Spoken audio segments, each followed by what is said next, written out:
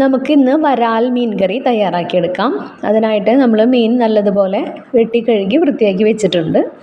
നമുക്കിനി മീൻ കറി വെക്കുന്നതിനായിട്ടുള്ള ഒരു മൺചട്ടി എടുക്കുക. അത് സ്റ്റവ് ഓണാക്കി വെച്ചതിന് ശേഷം ചൂടായി വരുമ്പോൾ അതിലേക്ക് 3 ടേബിൾ സ്പൂൺ വെളിച്ചെണ്ണ ഒഴിക്കുക. കടുകും കറിവേപ്പിലയും ഇട്ട് പൊട്ടിക്കുക. കുറച്ച് ഉലുവ ചേർക്കുക. ഉലുവ കുറച്ച് മതി, അധികമായാൽ കയ്പ്പ് ടേസ്റ്റ് വരും. ഒരു 10 വലിയ ചുവന്നുള്ളി എടുത്ത് നല്ലതുപോലെ പൊടിയായിട്ട് അരിയുക. ഒരു വലിയ കഷ്ണം ഇഞ്ചി പൊടിയായിട്ട് അരിഞ്ഞ് ചേർക്കുക. ഒപ്പം 2 പച്ചമുളകും 6 അല്ലി വെളുത്തുള്ളിയും പൊടിയായി അരിഞ്ഞതും ചേർക്കുക. എന്നിട്ട് എല്ലാതും ഒന്ന് പച്ചമണം മാറുന്നത് വരെ ഒന്ന് വഴറ്റിയെടുക്കുക. അതിനുശേഷം സ്റ്റവ് ഓഫ് ചെയ്യുക. ഓഫ് ചെയ്തിട്ട് 4 ടീസ്പൂൺ മുളക് പൊടി, 3/4 ടീസ്പൂൺ മഞ്ഞൾപ്പൊടി, 3 ടീസ്പൂൺ മല്ലിപ്പൊടി ഇത്രയും ചേർത്തൊന്ന് മൂപ്പിക്കുക. ആ ചട്ടിയുടെ ചൂടുകൊണ്ട് തന്നെ എല്ലാം ഒന്ന് മൂത്ത് കിട്ടും. അതിലേക്ക് നമ്മൾ കുടപ്പുളി ചേർത്തു. ഈ കുടപ്പുളി ഇച്ചിരി ഒന്ന് പുളി കുറവായിരുന്നു കേട്ടോ.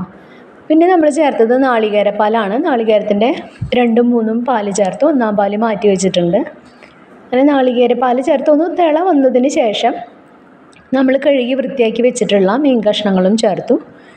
ഒരു 8-10 മിനിറ്റ് വേണം കഷ്ണങ്ങളൊക്കെ ഒന്ന് വെന്ത് കിട്ടാനായിട്ട്. അങ്ങനെ നമ്മൾ മൂടി വെച്ച് വേവിക്കുകയാണ്. വെന്തതിന് ശേഷം നമ്മൾ നോക്കിയപ്പോൾ പുളി ഇച്ചിരി കുറവാണ്. അപ്പോൾ നമ്മൾ കുറച്ച് മാങ്ങ അരിഞ്ഞ് ചേർത്തു കേട്ടോ. എന്നിട്ട് 2 മിനിറ്റ് കൂടെ കഴിഞ്ഞതിന് ശേഷമാണ് നമ്മൾ 1-ാം പാല് ചേർത്ത്. 1-ാം പാല് ചേർത്ത് കഴിഞ്ഞാൽ വല്ലാണ്ട് തിളയ്ക്കേണ്ട ആവശ്യമില്ല. ജസ്റ്റ് ഒന്നൊരു തിള വന്നതിന് ശേഷം നമുക്ക് ഓഫാക്കിയിടാം. കുറച്ചും കൂടെ കറിവേപ്പില ചേർക്കുക. അതിന് മീൻ കറി തയ്യാറായി.